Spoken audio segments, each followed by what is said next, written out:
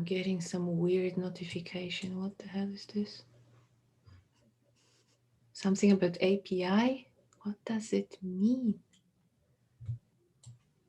Oh well. Okay, going live now. Okay.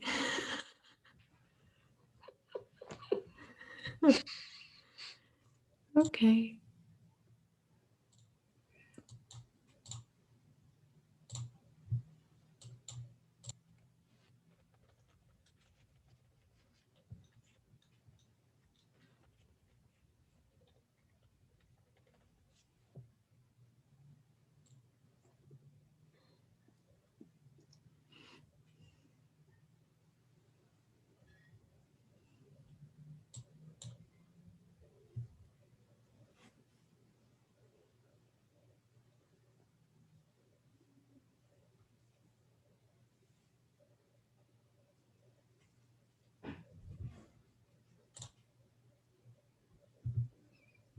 All right. Hello, everyone. And hello, Isabel. Thank you for being here. I'm super excited for our awesome chat here.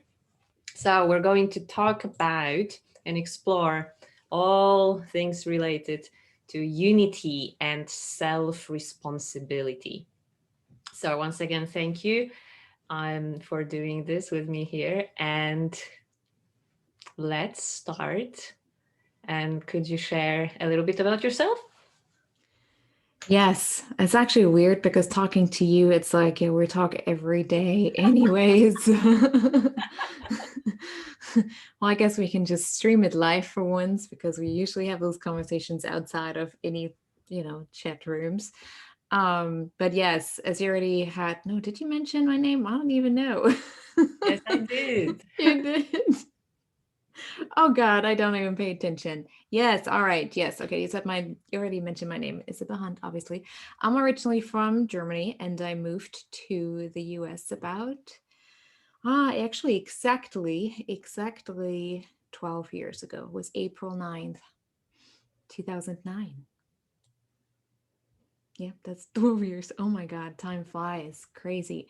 I am a sociologist, and as of late, I can call myself a multi award winning filmmaker. Yay! Unexpected. Universe was playing for me in my favor. Um,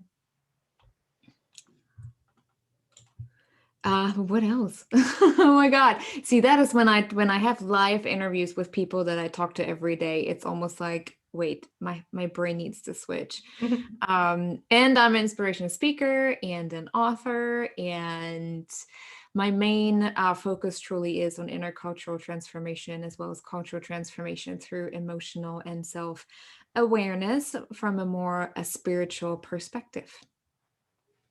Yeah. Yes. Yep. And I've been doing that for the last 10 years. Yeah. So we will definitely hear, and I'm sure you will share all sorts of things related to your work, right? How you perceive Mm. the world and what you do and what you've learned through all those experiences, as well as the work that you did on the documentary that just came out recently. Yes. Super huge congrats. Thank you. Yeah, crushing it with all those rewards. I was literally just counting on maybe one award for it so that we can just, launch it and people like, hey, it's actually real. Like it's not just something like you have to do because that's what you're supposed to do as a coach or as a entrepreneur. And then it just came coming in and coming in and coming in. And we're like, what happened? And now we're already at eight awards and still going. We're still in the finalist positions in quite a few festivals as well. So it's kind of, yeah, interesting. Didn't expect that, but also very exciting. Mm. So the documentary is called The Power of Connection. Yes. Would you share a little bit about what it's about?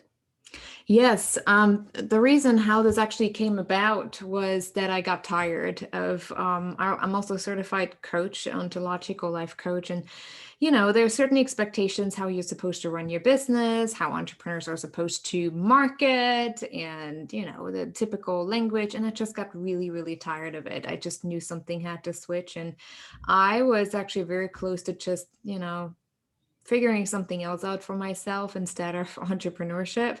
And and then I watched Kyle Cease's little film that he did about money, and where he promoted his book. And there was one example in there that was so fascinating to me, where he talked about a guy who created those huge billboards with just the heart on it. All he wanted to do was spread some love, and he just had those billboards with a heart on it.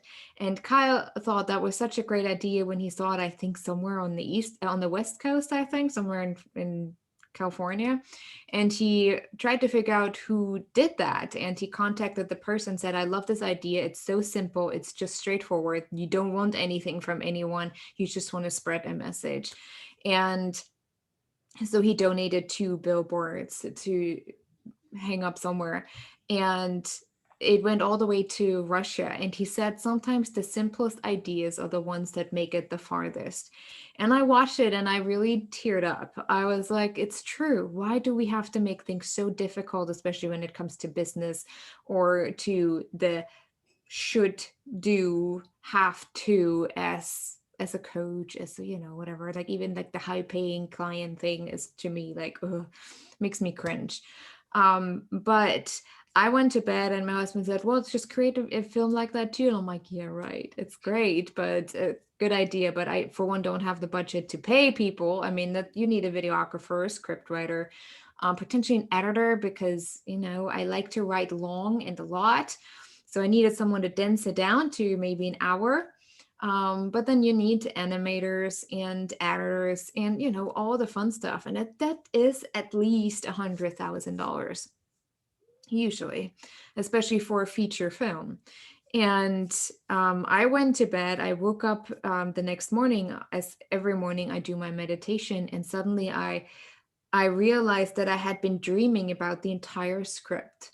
I already had the script ready to go for years, because it is literally a combination of different speeches that I had been doing over the years. But now I was able to see an entire storyline and how that was all connected, the power of connection. Um, Now that's, I never even realized it, honestly, until now that I'm talking about it. So I saw even an experience that I had myself came to mind when I first came to the US, and when I had my first kind of more intimate interaction with someone who is of a different skin color. Because in Europe you don't really think about it, because I mean, I grew up 30 minutes from Czech Republic. You just grow up with the knowing people are just different. People have different traditions.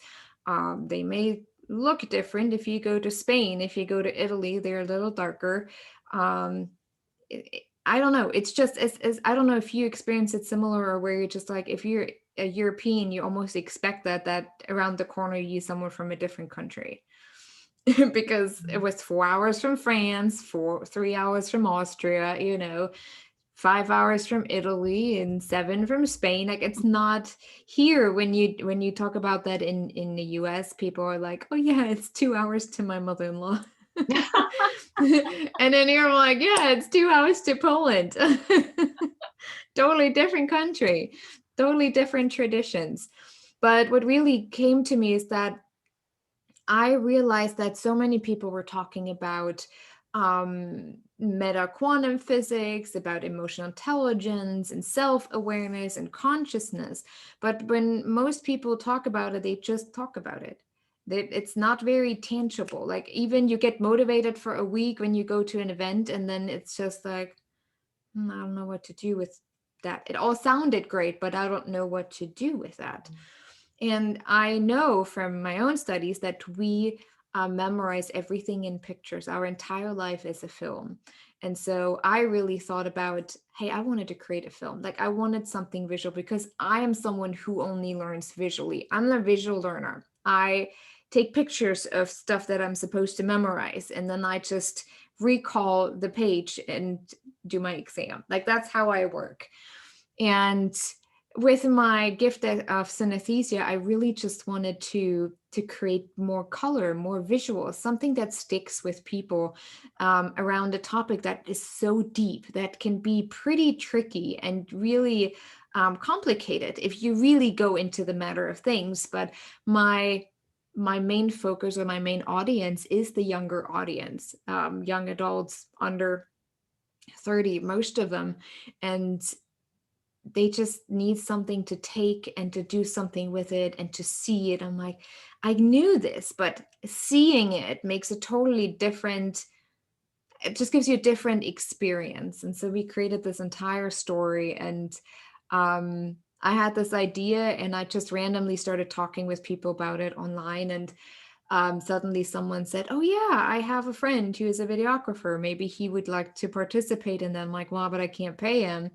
And I met with him anyways, and so like, well, I just, during my meditations, I always ask God if there's a project that I can just donate and spend my time with, because it's a passion project, not something that I have to do for work. And so now here you are the next day and just presenting me the idea that I really love. And I'm so grateful for him to just jump on board. And through that, then I met other people who helped with the script and editing. And it was just amazing. It just literally magically came to be. It was a beautiful way that showed me I actually know how to manifest things, and amazing things for that, and amazing people. I truly would have never been able to do it without them. What a Did story. this over you. Yeah. Right. That's what happens when you step outside of everything that you think you're supposed to do, or what everything that people identify as success. When you just say fuck it and you just do whatever really comes to your heart, and you just do it, and you just trust that it somehow will work out. It hasn't made me millions yet. It hasn't even made me six figures yet, but having that message out alone and getting the feedback from so many people that say, I knew about this, but the way you presented it just really confirmed it and internalized it, like put it in pictures that I now can talk about it in an easier way with people who have no understanding of it. Yeah. And there are so many things that we think, oh, it's obvious, right? Oh, it's common sense. Oh, yeah, I know this, right? And yet we don't really do those things. We don't live them, right? They just say somewhere here at this level, yeah, I know, duh, right? Nothing new here. Yep. Right. But then the question is, can we actually do it? really take it in, internalize it, and live it? And we've both observed it. We're both part of the same community overall, where, especially within the community where that claims themselves as a conscious community, where so many are still stuck within the knowing, but not actually really live it to the point where it becomes authentic conscious living, where so much of ego gets in the way, and so much of this mindset that we have been so programmed into, especially the Western world, that if I want to win, someone else has to lose. If I want to be able to take care of me, then I have to focus on me and then focus on everyone else. And it's just always this me first. Yes, we're supposed to take care of ourselves. We can't take care of others if we're not taking care of ourselves. But it's about a different mentality of me versus us, knowing that what I do to me, I do to you. And that is the pretty big breakdown, or that what really broke it down for me when I started this entire work, where, and even now it still comes up, because it's just our innate programming of individuality. I think here in the US, even more than in Europe, at least the way I grew up under communism, as did you. So we're about the same age, so it makes sense where we're about the same age when this all happened and taken over, and yay, because I grew up in East Germany, and everything was very tight-knit, like very organized, very 1, 2, 3, like it was just very, how would I describe that? Very it's like you wake up in the morning and you have your schedule on the calendar, but you didn't make that schedule. Yeah, Someone else yeah, did for yeah. you. That kind of things. Yes, your child definitely has to socialize with other children starting at the age of 3, so they have to go to kindergarten. Even if your mother was at home, it didn't matter. They have to. So we're making this free. It was always very planned out. So it was more about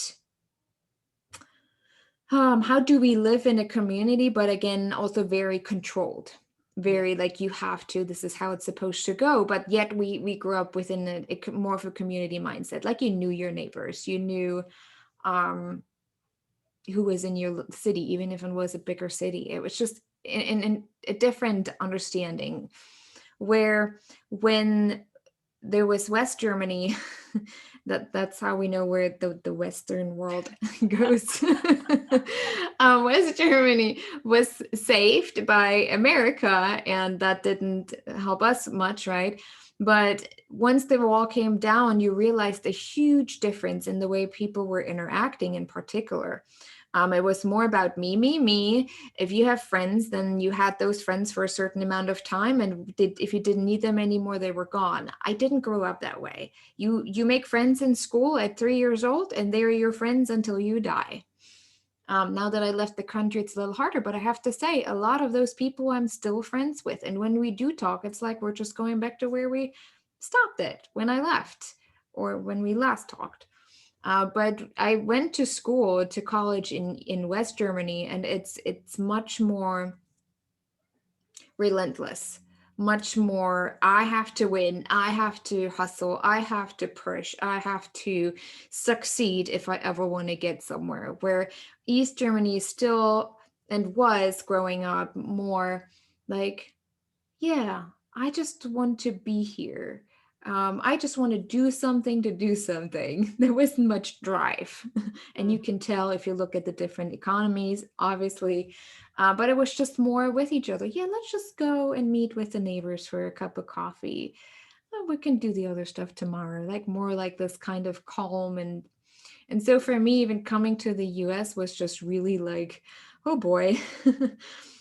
How do I bring both of that together? How do I fit into this? And with that understanding, like this deep understanding how we're all connected, it just really shifted a lot. And so many people just get really stuck in the mindset, even again conscious communities. It's someone take care of me. I have done enough, because we're all so burned out on life, on how we're supposed to do things, how we're supposed to look, how we're supposed to show up, and how we're supposed to talk, that people already come into different communities where you say, hey, we want to create something different, we want to create something new, and people are already so exhausted from the outside world that they just come like, yes, someone take care of me, please. And then you have the few that say, all right, let's do this, we can do this, and the rest is sitting there like, yes, can you do that for me?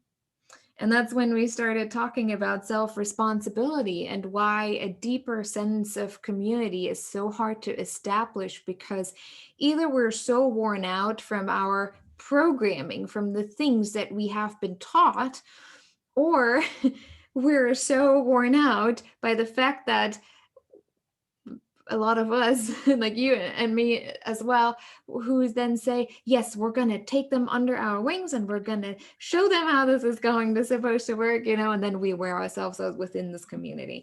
And it's just a back and forth where we haven't really figured out what it truly means to step into a place within the energy of self-responsibility, yet the understanding of complete oneness, unity, and connectedness, meaning the work that I do for myself impacts you as much as what you do impacts me.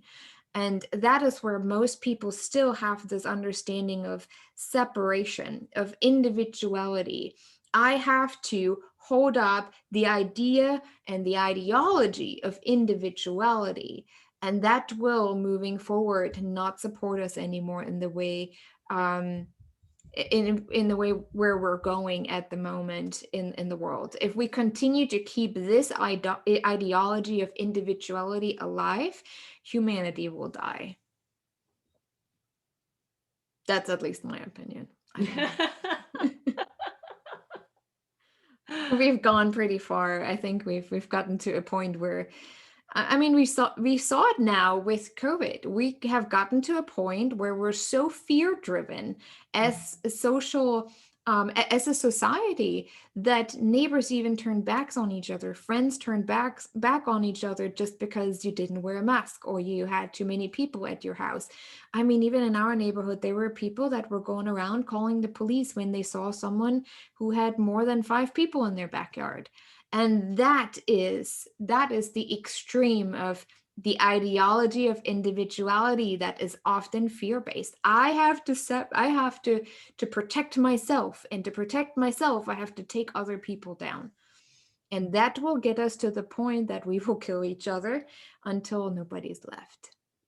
And Mother Earth, and the way we integrate that self-responsibility into nature, will just say, you know, guys, if that's how you want to do this, I'll just add a few hurricanes and a few floodings and some other stuff in there, because everything is a reflection back to our surrounding. If humanity, with the consciousness that we have, cannot be on an energetic vibration that resonates with the understanding of oneness, of unity that nature is representing, at some point our vibration, our influence of the energy that we're putting out there is destroying even nature. And then nature's trying to stay in balance, and by staying in balance or trying to counteract that energetic attack, pretty much, you get the attack back to keep it in balance, because everything is created to stay in balance. And so the extremes that we're sending out is the extremes that we're getting back, just to keep the balance alive. So there is a lot of things going on here, right? And we could go in like 20 different directions from here. But what I'd like you to share is a little bit more on this concept, right, of unity and oneness, right? Because you know, I don't know, a year ago, I would be hearing you and I would be like, yeah, okay, but I don't really get it. Okay, of course, certain actions, right, do influence or have an impact, right? How I'm being, what I'm doing, they do impact some people around me. But then my thinking would be just, you know, the closest people around me. Of course, what I do, what I think, how I behave, what I feel impacts my husband, impacts my parents, impacts my closest friends. But other than that, right, I wouldn't be able to see beyond that. So what is that oneness, that unity exactly? And then how can we really, you know, practice that? Right.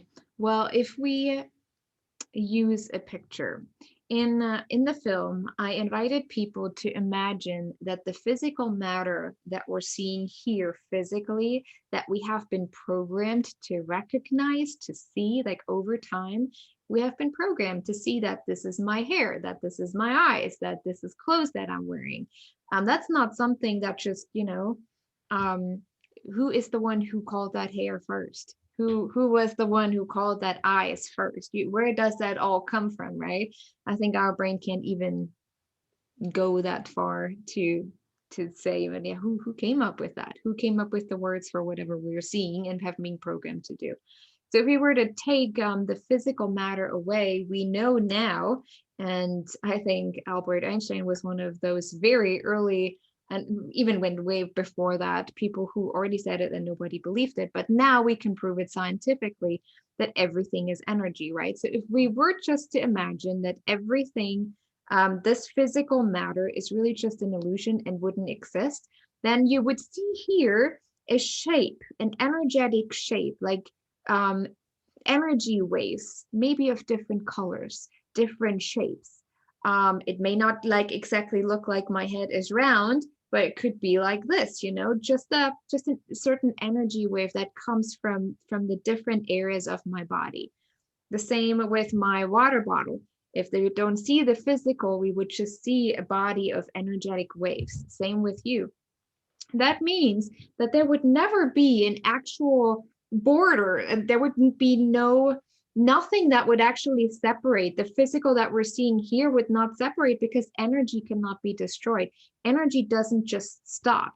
So if we were to I'll just use the hands. This hand may have a different vibration, different energy than this hand. And so in this world where everything is floating, where everything is moving, like it never stops, everything is moving, molecules, atoms, eventually we would just kind of clash together. But because we have the physical that we're seeing, there's a physical line, a physical border, like a something that separates it, where oh, this is separated, this is one hand and this is the other. If there were no physical matter, this would just go together and move. Suddenly it wouldn't look like a hand, like we have been programmed to see this. It would just float, a different energy would flow. And just because we can't see it, the words, our thoughts, the beating of our heart can be measured miles and miles outside of us. So even though we are seeing and have again been trained to see this physical matter, in actual reality, scientifically, there is no such physical matter. It's simply just energy, density, vibrations, energy frequencies that interact with each other in a certain way. So if I think something, even though you're in Tokyo and I'm in Indianapolis, if I think something about you tonight that is really ugly, you would still, like, my energy would be focused on you. And because there are no limitations, because the physical matter would not be there or is not there, it would somehow impact you just by me focusing in on your energy. Maybe you don't feel it right away, but it could subconsciously show up in a thought, in a belief, in something that I'm like, oh, people don't really like me, and you don't even know where it's coming from. And we don't even know, right? And then you carry that out and you have this thought and something got triggered, maybe because you hadn't worked through some kind of trauma at this point, and you're pointing that out to your husband, and it may trigger him something, and then he takes it to work, and it just continues over and over. And that's just from me in Indianapolis, thousands and thousands of miles away physically from you, thinking about you a certain thought that would actually shift your energetic field. And so what I do today, the way I think, the way I act, I don't know, what I create impacts people, even if we think, well, I'm introvert, I'm just sitting at home, I'm not really talking to people. You don't have to, because again, everything is energy. So even the walls speak. So you can't hide. You can't hide. Can't hide. It makes me think of instances that all of us experience to a certain degree, right? All those times when, let's say, we meet someone and we feel this can be really explained, right? We get this sensation, oh, like I want to get to know this person, or oh, like I want to move myself away. Or when we enter those rooms and we can sense, right? We say atmosphere. Yeah. Right? You enter, oh, it's super fun in here. Or like, or some other space you enter, heavy, like, what happened? Because you sense this heaviness of, or whatever it is, right? Or gut feelings. Actually, do you remember, and since I know you for especially more closely over the last year in particular, and I know when we first reconnected again after the Lewis House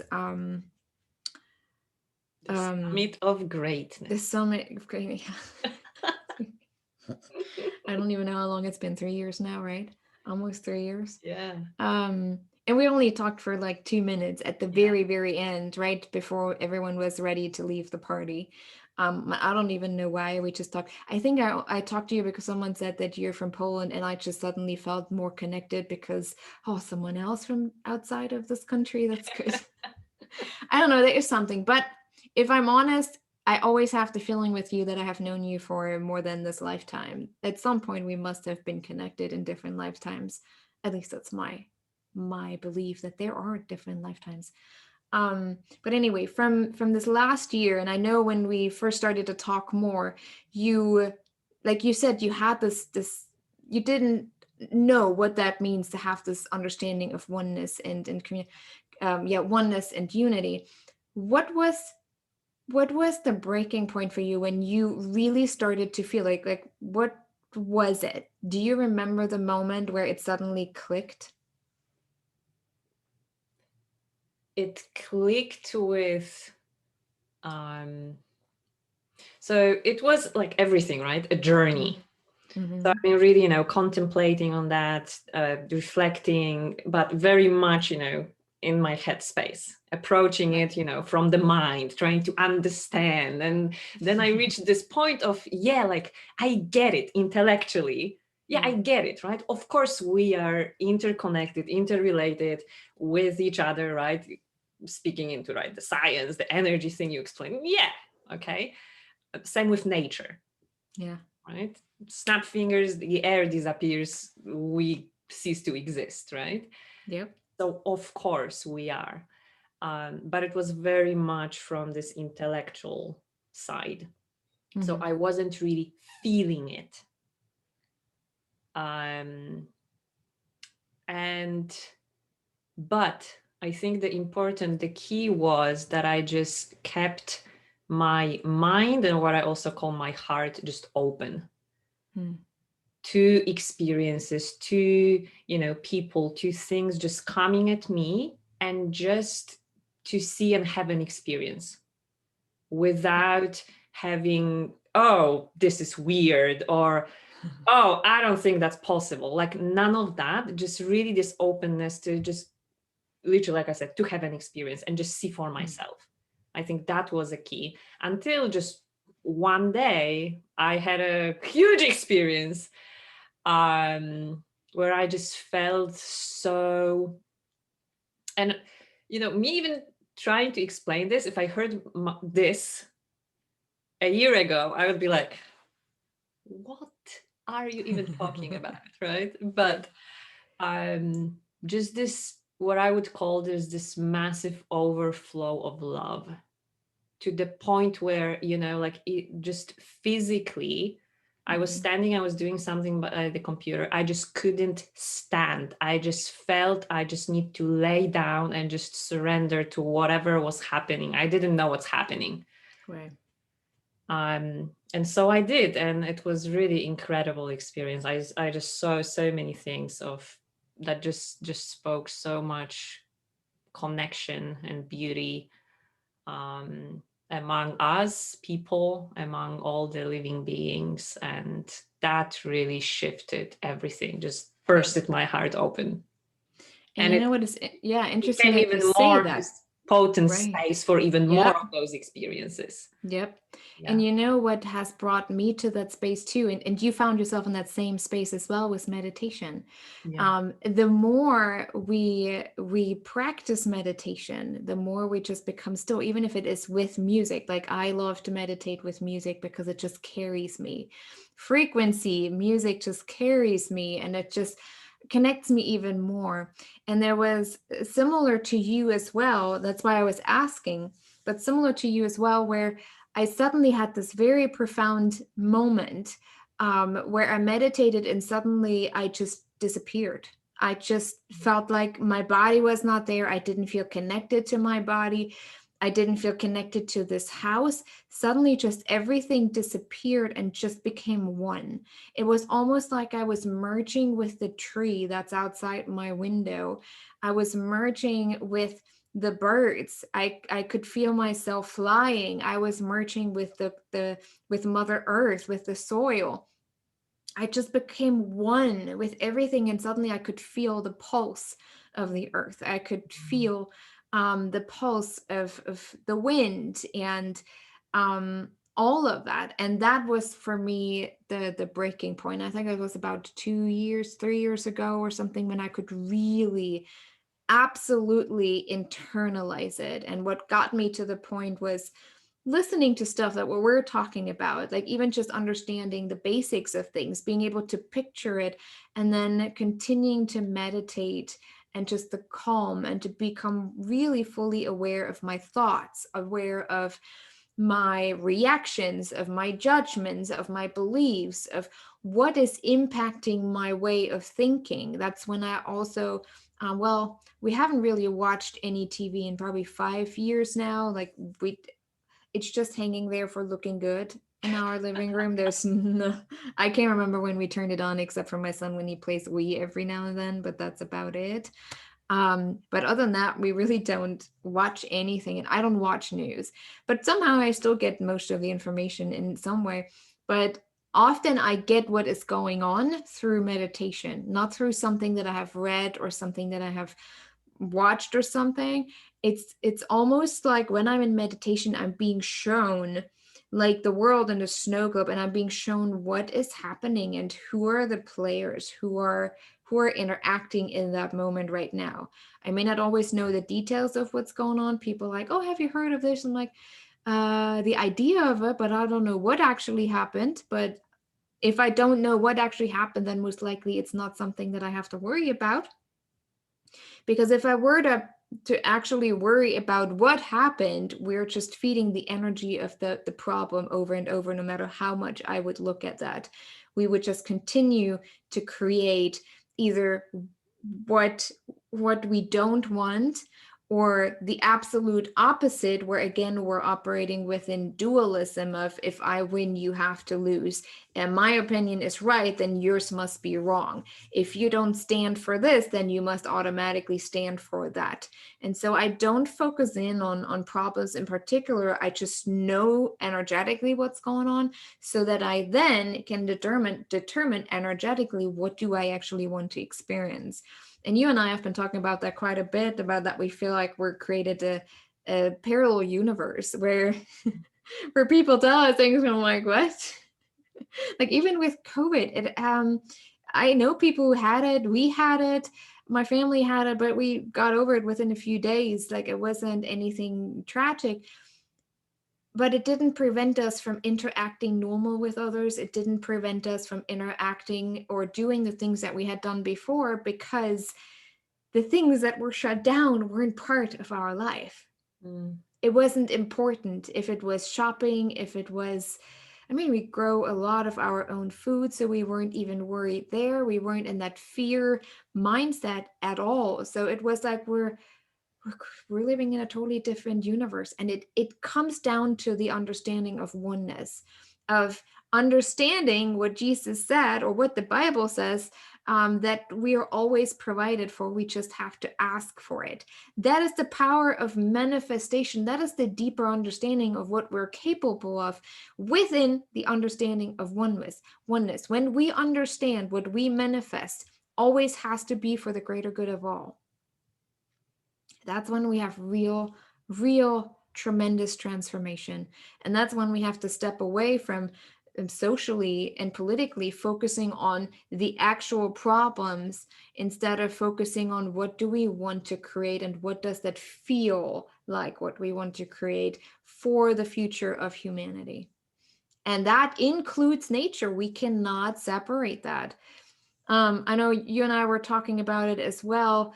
When you start to take responsibility for how you want to experience life, how take responsibility for how you work through trauma, and how you start to observe your own programming and your own beliefs, and you take responsibility for what you see for humanity possible, then you will never ever be able to take nature out of the equation ever again.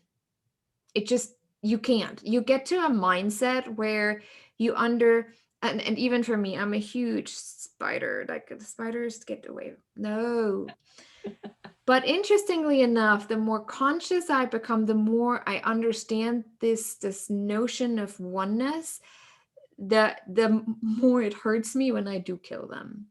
So usually I just tell them. I feel like I I I feel like I'm starting to have more of that deeper connection even with spiders. Like they know what I think. Like they always stop when they see me. Then they turn around a little bit toward me. And I'm like, is she going to come at me or is she not? Should I run under the oven or should I not? And then I just look and I'm like, if you run under the oven, you're dead. I'm telling you, if you do, you're dead. Especially we have those big wolf spiders. Ugh. And then usually they turn around and run toward the door. I'm like, if you run toward the door, I open it, but I won't touch you. Like I seriously, if you sometimes would be in my house and or you would have a camera going, you would like laugh your ass off. I'm not even kidding. Like I have those conversations because it feels like the more you have this consciousness of oneness, you can't take anything out of this. Like you can't. And um and you start to interact like that too, like even with my dog or even with the next fly or the bee. Like I even the wasp that I really do not like, we have those really horrible ones that really aggressive, and you just look at them like, uh I have the power, don't test me. Like I remember last year I was laying out here under my gazebo and there were this wasp in the corner of the gazebo, and I just literally just in my thought I sent this wave of energy knocking it down so that it would get out of the gazebo and it can just fly away. And where I was thinking that it suddenly made this sudden move like woof, woof, like all the way down to the floor and then back. I'm like, oh, sorry, I didn't mean it that hard, but I wanted you to get out of there because yeah, it got a little, you got a little aggressive there in trying to get out. So I didn't want you to come after me. But those are experiences where you just start to laugh about yourself, or people think you're just nuts, you're crazy. Yeah. But when you feel this understanding of consciousness, you start to talk to plants because you know their life, their energy. If you speak to it, there are have been those incredible scientific tests made and how you speak to the plant and how they respond to it, right? And so when we plant our garden outside, we bless every seed. At least we try. We might miss one or two. I'm kidding. We might miss them. But and then when you harvest, we even teach our 7-year-old that when you take something, for one, you have to ask the plant for permission. And if you feel energetically that it is okay to take that, you thank it and you bless it. And we have noticed with plants, if you bless the plant for giving, for providing you with food, for example, they will just produce even more, like going crazy. We have seen that over and over for the last 6 years that we've had a garden, and we have quite a few garden beds. We have like 9 really big garden beds. And it's just, you just feel completely provided. Like we dehydrated so much because we couldn't eat it, and we gave it to neighbors. We didn't even know what to do with all of it. But that is when you take responsibility for how you want, how you respond, how you react to your environment and to yourself. And then you start to also feel that responsibility to everything and everyone around you. Like you start to think, okay, I don't want to have those huge detergent, laundry detergent jugs anymore because we think they're being recycled, but most of them are not. So automatically you want to look for other options to use that. If it's, so what is the soap berries that I have used before, or now people came up with this, I don't know if you guys have that, but people came up with this really cool sheets, detergent sheets. Oh yeah, I've seen that. Yeah, we Oh don't have yeah, it and I here. just got some as a gift. I'm like, yes, I wanted to try them. I'm so excited because now I don't need to use those big jugs, and you can take them wherever you want to go. You can take laundry detergent with you without making a mess. And they work. They really work. I tried it, and my son is a messy kid. He likes to play in the dirt, which he should. Um, you start to think differently. You start to really think in terms of, how can I improve this? It doesn't have to be all at once. It doesn't have to be all within an instant, or when you not be able to do what you think you should to support the environment or to support other people. You shouldn't be like shaming yourself or feeling guilt about it. You just say, Yes. okay, next time I will focus on this. Like next week, I'm going to look for, I don't know, dish soap that is more environmentally friendly. The Yeah. next week after that, you look for maybe sheets that are maybe a little bit more environmentally friendly, or like we're at this point where we're now looking at mattresses where I'm so worried about getting rid of my mattress because that will end up in the landfill, and I feel so guilty about it that I just feel that guilt that I have to live with this mattress for the rest of my life, even though I have really bad back pain from it, but so that it doesn't end up in the landfill. But But yeah. that's where you start to think, Yeah. you start like our pillows. We use buckwheat pillows, buckwheat. Oh my gosh, I remember those. Yeah. It's such a childhood memory. I used to love sleeping on those. Oh, and they're amazing. I mean, they form to your head. You can push them Yeah. however you want. So much better than Um, the foam things. yes, and they don't have all the toxins. And you don't feel bad when you need more fluff. Okay, the more you put in, the harder it gets. So don't put more of the buckwheat in if you want it softer. But if you feel like, oh, I need a little bit more of it, you just add some more. If you Yeah. need it more softer, you take some out without needing to buy a whole new pillow. Yeah. But it's way better for your neck, for your posture. It's better for the environment. And if you do decide to get rid of it, someone I wouldn't know why you would, because literally you can change it up. Mm. But if you do, you just throw it out in the garden, Yeah. and And there's no waste. yeah, so you touched on something really important here. So, right, when we change this relationship that we have Mm, both with ourselves, right, and all that is in nature, and we just shift how we see mm, ourselves interacting with the world. Um, right, that often results, right, in change of our behavior, right. those, right, let's say Yeah. sustainable, right, lifestyle things. But what's really important, I think, is the space from which we are doing that. So in the environmental space, I think, and I was there myself too, yes, doing those things, yeah, on the surface, yeah, you're getting results, you are removing toxins from your house, you're more environmentally friendly, more environmentally conscious, yeah, on the surface, you like check check Mm. check check check, right? But where's the space you're doing that from? Right, from fear, from pressure. Oh, if I call myself Guilt. Yeah. environmentalist or activist, yes, oh, I should, oh my god, there's like Yep. humongous list, right, of all those stories that we hear and we also, right, Yeah. integrate. And it's just so empowering the moment we change that space from which we take that action. It's completely different Yes. energetically, right? How you feel, how you communicate about it, how it comes off, to others Yeah. around you, right? So letting go of those, judgments, that fear, that pressure, guilt, right? Shame, you should, you shouldn't, and all that. That's huge. Yeah. That's a very profound.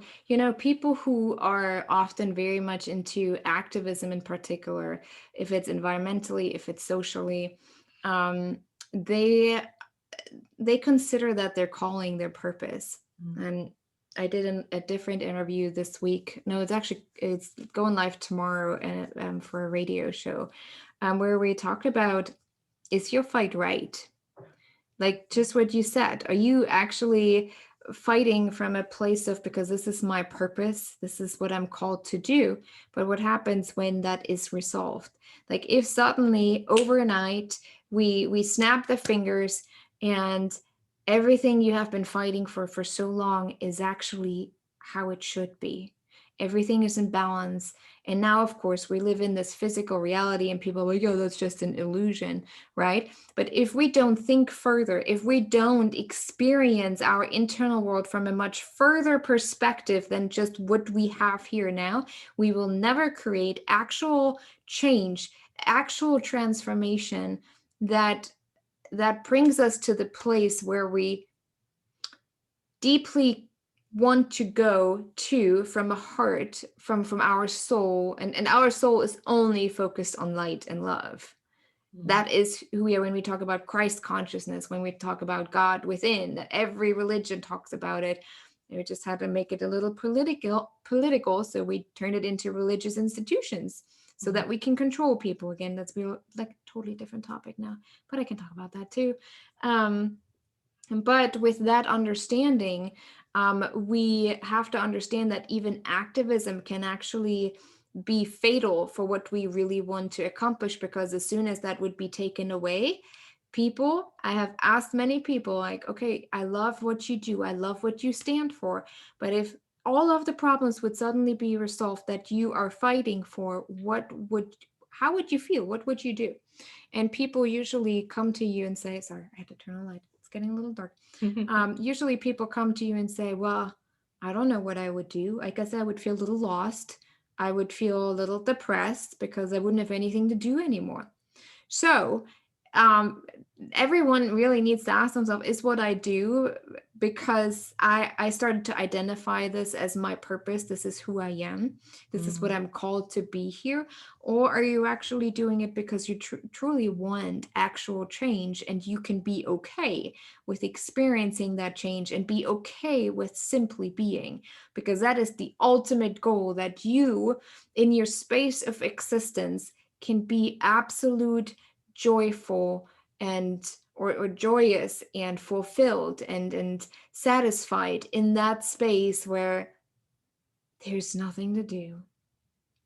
Can we allow ourselves to just be?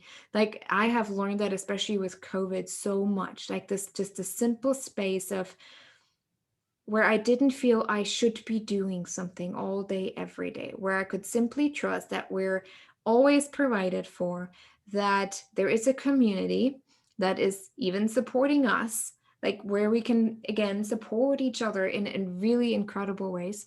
And then just sitting in that space, if I don't do anything for my business today, can I be okay with that? Or would I feel lost? Or would I feel guilty? Or would I feel like I don't deserve success? If that still comes up, then I have to look at my programming, then I have to look at my belief system, because it is not in alignment with our soul and our true calling, that is only unconditional love, ever. That is our only calling, to live toward that, to move and take actions toward understanding what it truly means to be and to show unconditional love. And if we were to approach every single problem with this knowledge and this understanding, we would find totally different solutions. But at this point in time, we tend to always find solutions that move us maybe an inch forward. And then again, we turn just to tables because whatever we just changed doesn't agree with the other side of the group. So they're fighting again to change that. So it's pretty much just always like this, like always just a little bit. You know how the moon is going around, like the moon cycle is going around the earth, and how how the moon and the earth is moving around the sun like that. I think I'm correct. I'm read some of my son's books, I think. Okay, we won't be quoting you on this one. Yeah, please don't quote me on this one. But we're just going like this the entire time just to have something to do, but we never actually really move forward. You know what I mean? Like, we're all busy. Like, we're always busy. We're always turning tables. But do we actually move? Slowly, slowly. Do we actually realize that we're moving? Well, maybe in a decade, maybe in 2 decades, but then it could already be too late because we already killed each other. We already killed nature. If we kill nature, then, well, we're automatically already dead. So it always comes back to, we're just killing each other if we continue to move like that. And that is the danger in the way we're approaching problems. That is the danger in the way we are approaching social justice, political justice, or even environmental activism.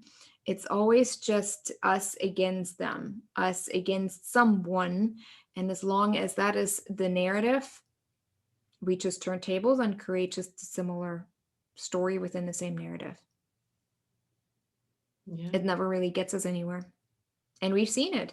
We're now repeating history. We're repeating history. People warn, like people who have more of this consciousness. It's like, guys, do you not see we're repeating history? And people are like, no, totally different. We're now in the 21st century. And of course, no, it's not the same. And you just look at them like, I saw that somewhere already. But again, because we're just turning table and we're not actually moving forward. That's what dualism does to us when when we always have to come from a place of us versus them, good versus bad, high, low, instead of oneness. That's that's the difficult part for people to understand. And I think that's where people who get to the point of truly embodying what oneness feels like in particular. That doesn't mean that we're perfect, that we don't have trashy programming coming up and no judgment.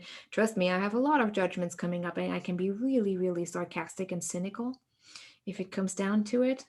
And I have no problem getting really direct to someone if someone really annoys the hell out of me. And that's not cool. Not good. It's not right.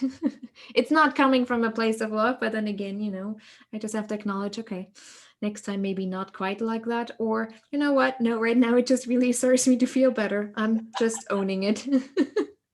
Sometimes you just have to own it to move on from it and to create something different, right? That's where that self-responsibility comes in, right? Yeah, just Exactly. another expression of it. Yes, exactly. And I don't know where I was going to go with this now. I kind of lost it. Um, what was I talking to before? Judgments. Yeah. I mean, those still come up, Oh, yeah. So people who have a more of a self-awareness, who are very focused on self-responsibility, those are the people we need in the different political institutions, social institutions, also religious institutions, to help people see what they're doing is just running around the same problem, just creating different stories within the same narrative and not actual change. So it's almost like those would be the people that we would consider mediators within the space of dualism. But it's really hard to stand in that place because you get a lot of slaps in the face from literally, you have to pick a side. If you don't pick a side, well, you're automatically on whatever side you're talking to or not talking to. You have to fit in some kind of box. If you don't, well, then we create the box for you because we have to figure out somehow where you belong so that we know who you are. Mm. And that where I can say, well, whatever you want to do with what I say is not my problem. I apologize if I didn't come from a place of unconditional love, if I was judgmental, if I was coming from a place of I am right. I have always be right. If I came from that, I apologize, and let's talk about this and look at it from a different perspective. But if I know I did my best and someone just feels more comfortable in putting me in a box so that they can feel better about themselves, then it's with them. Because the more people try to fit you into something, the less you know that they're actually at ease with themselves. Yeah. And that, yeah, it makes a huge difference in the way we approach everything from our personal life, how we operate within communities, even if it's our conscious communities. A totally different mindset if you can come from that space, and it really impacts our relationship to nature. Like for me, there is no I have to anymore. For me is I want to, because I see how it affects everything. And if I don't spray my backyard with all kind of stupid chemicals, it doesn't just serve me, it serves our neighbors too, because the birds all come to us. So if you on your in your sprayed backyard have vegetables, you can come back later and thank us that you even have pollinators so that you can have vegetables. Mm. You know, and so what I do is no longer I have to or I'm forced to. It's for me, it's just that this is how I live and this is just how it is. Like there's no back and forth anymore for me. It's just that. It's just is, right? Does that make sense? Yeah, yeah, yeah, it I don't know does. if it makes sense to people who listen to it, but it makes sense to me. Yeah. There's just no thinking. You just don't, Mm, mm, mm. you know. So it's pretty profound topic, and like you said, we can talk about it for hours because we Yes, have. yes, yes. I mean, going into right the judgments or taking things personally, or I mean, just one of those could be 2 hours long conversation, Mm, probably more than that. yes. That is definitely true for sure.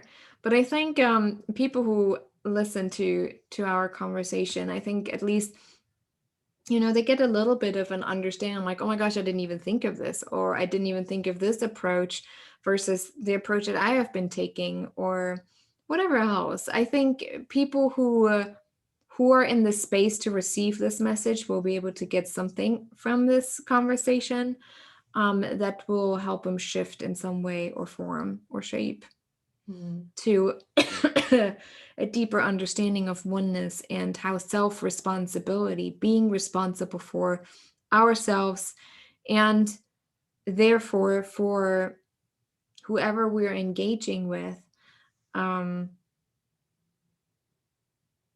is really the main focus that will create transformation, yeah, in my understanding. yeah. So to sort of finish this up with a little bit of um more of, I don't know, actionable steps. So if someone is listening, right, to our Mm. conversation, they're like, yeah, okay, it sounds great, but I have no idea, like, what do I actually How do I do, start? right? Well, self responsibility starts with self awareness. So if you rush through your day, if you just have this hustle mentality and you feel like, oh my gosh, I have to be successful, I have to show up at 5 in the morning and then I have to show up again at 10 at night and I have to make everyone laugh and I have to post that many posts a day so that people don't forget about me. That is already like a complete not very favorable attitude to create self awareness and to create a life of reflection.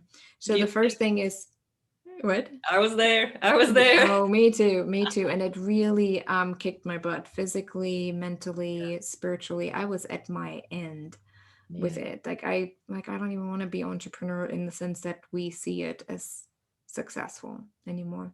And there is really no way when you are living in that space, there is really no way to see anything beyond yourself, No. just what's right in front of your eyes and just nothing else. Yeah, I Nothing. agree. No spaciousness for anything really. Just Yeah, complete, there's just right? no deeper connection possible, and that's where the most creative ideas come for me. Like if I sit here for 4 hours and meditate, I usually get more accomplished than if I sit here and try to create something for 4 hours. Mm, Just taking that deeper connection, because if we're all connected, then information that we need are also connected to us. An example is how I created the website for the film, thepowerofconnection.net, if someone wants to look at it. I don't know how to create websites. Honestly, I'm not a web designer. And I just didn't have the budget to hire someone either, because I already had spent a lot on stuff that I needed to for the film to complete. And um, what happened, suddenly I had this thought, and I'm like, well, it is said that everything I need is already present and I have access to it, because if everything is energy, then I can bring those information to me in whatever way that would look like. So I just literally meditated on it, and I asked Creator to help me find the information that I need to create a successful and a rather good looking website, not just like a, Not you just know, any. Let's make it good looking. like a yeah. So suddenly, almost like within the hour, I had someone reach out and say, "Hey, have you thought about this idea? Or what about this?" I'm like, "Oh, yeah, it's a little expensive." Oh, suddenly some money came in. Oh, I got exactly the money in to pay for whatever hosting that was needed to be able to do this, whatever. And and then I had some technical issues going on, and I was trying to figure it out. And the minute I tried to call tech support, suddenly it just clicked in my head where it said, "You already have the information you need to figure this out." I'm like, "What?" And then suddenly it showed up right there that, oh, this was the problem the entire time that I did wrong. And I just fixed it within seconds. Like, if you have this notion of what I'm supposed to do is already in my reach and how I'm supposed to do this, most of those information just come to you. And if everything truly is energy and you truly believe in that, then you never have to do anything on your own. Like, you literally could tap into the consciousness of someone who is a tech geek, even if you're not, completely focused. I mean, you kind of have to focus on what you're actually focusing on. But if that is true, could you imagine, like, even if you're not an expert, but either the person is being shown to you and you have everything to pay them, time will work out perfectly, or in some way or form you receive the information yourself. And that over the last year has been an incredible learning and practice experience for me, just to practice that. I'm like, oh, okay, I need this to complete this. Okay, Creator, show me how I'm supposed to do this. And you just sit here with the anticipation that it will, and it will. It's practice. It's just a simple knowing. Um, but in general, it's truly about self-awareness. If we want to talk about actual steps, I describe something in my film where I say, people, just get a notebook. I don't even know where mine is right now. Just get a notebook where you can write in. And so even in the morning when you wake up, the first thing you do, you take your notebook, you write out what thoughts come up immediately to you. Are you looking forward to something? Are you dragging something? Are you angry? Did you wake up with like a weird feeling of heaviness or whatever that is? Or you rather want to stay in bed? And then really pay attention to your thoughts and what emotional connection is related to that, what pictures related to that, what event or even what person. It takes some time, and it takes, I don't want to call it work because it's really not work, but it takes effort. It takes investing in yourself in that way. And if you do that for 2 or 3 weeks throughout the day, you realize, oh my gosh, my mood suddenly shifted because, oh, I just had this conversation with this person, or I'm afraid of the conversation that I will have with my boss later on today. Like, you can literally identify some of the beliefs and the programs that you have in the way you have started to believe and internalize how you're supposed to act and what you're supposed to experience in this physical reality.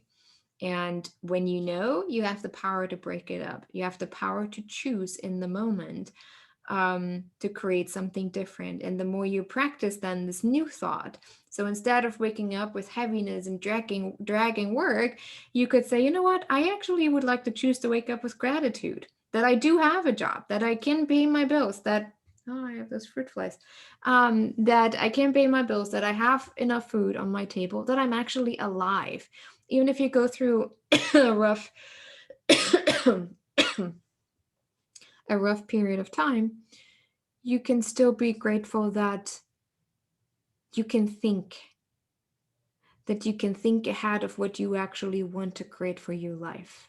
You can be grateful for the opportunity that there are people out there who are willing to support you, to help you, if you just say yes to receiving help. Um, the little things, I'm grateful that I don't have to run to the ER, even within my circumstances, and I can actually write something. I can go to the library and use the computer there and look for jobs. Those the little things, and I think that will make the biggest shift, and the biggest change in someone's life, no matter where they're at or what they experience or what they're going through. There's always something to be grateful for, always. Yeah. And then from there, you have the power to choose every single day. If you realize you're encountering people that annoy you, or things just repeatedly don't seem to work out, that's for you a sign to take a look at, where am I getting in my own way? What is my belief system? What are old programs that I've been taught from my parents, from school, from friends? What are expectations that I have toward myself? What are expectations that other people have toward me? I think that's the easiest way, not the easiest, the simplest way to start out to create more of that self-awareness, to then create more self-responsibility, and then create a deeper connection with yourself. And then you create a deeper connection with everything and everyone around you, literally everything. It's that really beautiful ripple effect, this chain that you create toward absolute oneness with all there is. And it's a beautiful place to be in. Yes, and it doesn't have to take you 10 years to get No. there. No, it really only depends on your willingness to be honest with yourself, brutally honest, and your willingness to let go of a lot of stuff in your life that you didn't even think you need to let go of. Yeah, I have seen people absolutely shift that within weeks. I'm a bit on the slower end. I'm too stubborn to shift within a week. And ask my coaches. Oh, well, often I write on a topic until it actually clicks. I think at some point they would just rather like, all right, find someone else. But I got there. I did, and I still do. It's a practice every single day. If you get too wrapped up into the worldly things, you slip real fast back into the understanding of separation and dualism, and you reintegrate old beliefs because you're still familiar with them on an energetic level, so it's very easy to draw them back in. So it takes a high level of awareness. Yeah. But it's beautiful to be in that space because you rarely operate from a place of fear. Just like Zach Bush, I just love this guy so much. Always talks about death. Suddenly nothing fears you, not even death. There's just so much beauty even around death. And the way he explains it is just like phenomenal. He's not from this planet. But when you understand that, life becomes joy and ease, and there's no fear of a virus, nor fear of what could happen. And if more people were to actually operate from that place, nobody would have power over them either, like government. And if government has no longer power over you, then they can manipulate you, they can program you in the way that it only serves them. And that's when we change communities, we change countries, we change continents and the world. Mic drop. There we go. That's a good ending to it all. Yes. Yes. Me sitting in half darkness now. Yes. It's always so Awesome. weird. This was awesome. So thank you for sharing your wisdom. Thank you. Insights. Thank you. I love you. I'll talk to you every day anyway, so. Yep.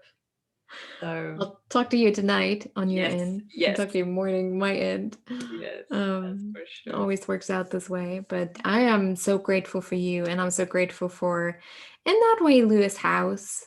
I'm not really good with conferences. I get very overwhelmed. It's just too much. It's different when I'm on stage because I have control over. If I'm in the crowd, I'm just like, oh, get me out. So I'm grateful that we did connect through all of this. Yes. And reconnected again a year ago and just continue this journey together. It's just so beautiful. And I just, how much I love you. And yeah, and it's always great to have those conversations with you too. Yeah, beautiful. Yes. Taking it all in. Yes. And we So did not talk about wearing yellow together. That just happened. You do have blue eyes too, don't you? yeah. Yeah. See? You just don't have curly hair. No. But yes, everything, all that we talked about today, right, is available to anyone and everyone. It is, yes. No matter where you're from, what you look like, how much money you have, because it's all within you. There's nothing outside of you that is of importance in that sense. Yeah. If you can find inner peace to that level, you Mm. don't even mind living in a tent. That's how I experience it. I mean, I do prefer my bed. I'm not saying, I mean, but I wouldn't be scared if something were to happen. Let's say it that way. I probably would be more concerned for my child, for people that I care about, than for myself. Yeah. Gandhi is a really good example of that as well. He got to that point and he not once was fearful or scared of what they could do to him, because he knew whatever they do to me is just to my physical body, but never to my soul. And so he could endure whatever he had to be an example to others. I'm not using that as an invitation that someone should that to me. No. That's when my double Leo comes through. I was born in a different planet installations than him. Will not work with me. But it is available to everyone. It truly is. So let's finish with that, because we could go on for another hour easily. We said we planned for 30 minutes so that we at least keep it on an hour. We still didn't do it. It's okay. It's all right. Yeah. Thank you. Yes, thank you. Yeah. And talk to you again. Much love. You as well. Good night. Oh no, have a great day. Yes. Good night. Yes.